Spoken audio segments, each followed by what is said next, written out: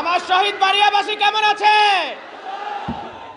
শাহাদাতের রক্তে রঞ্জিত ব্রাহ্মণবাড়িয়ার এই মাটি শুধু 24-এ নয়, ফ্যাসিবাদ বিরোধী যত আন্দোলন হয়েছে, সংগ্রাম হয়েছে, এই ব্রাহ্মণবাড়িয়ার মানুষ সবার আগে রাজপথে নেমে এসেছে।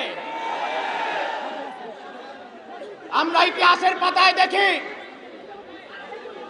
ফ্যাসিবাদ যখন আমাদের ধর্মীয় অধিকারের উপরে ঘাত করেছিল, ফতোয়ার বিরুদ্ধে রায় দিয়েছিল, এই ব্রাহ্মণবাড়িয়ার কৃতি সন্তান মুফতি ফজলুল হক আমিনী রায় দিয়েছিলেন এই বিচারপতি মুরতাদ হয়ে গেছে। আমরা আমাদের গণতান্ত্রিক অধিকার অনুযায়ী আমরা রাজপথে নেমেছিলাম, কিন্তু ব্রাহ্মণবাড়িয়ার 6 জন ছাত্রকে এই আওয়ামী সরকার 2001 সালে শহীদ করেছিল।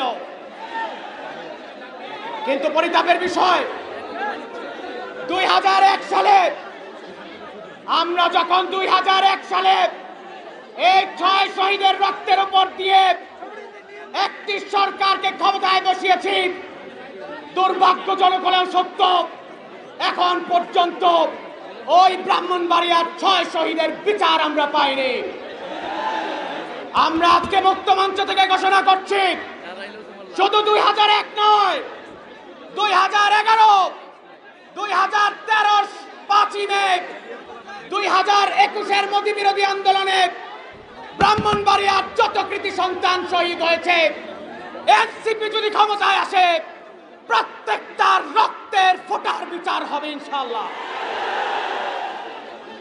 আমাদের এই ব্রাহ্মণবাড়িয়ায় আমরা জানি, ফ্যাসিবাদ বিরোধী আন্দোলনের কারণে, ব্রাহ্মণবাড়িয়াবাসীর বিপ্লবী ভূমিকার কারণে বিগত 16 বছর ওবায়দুল মুক্তাদির কিভাবে আমাদের উপর জুলুম, নির্যাতন, নিপীড়ন চালিয়েছে।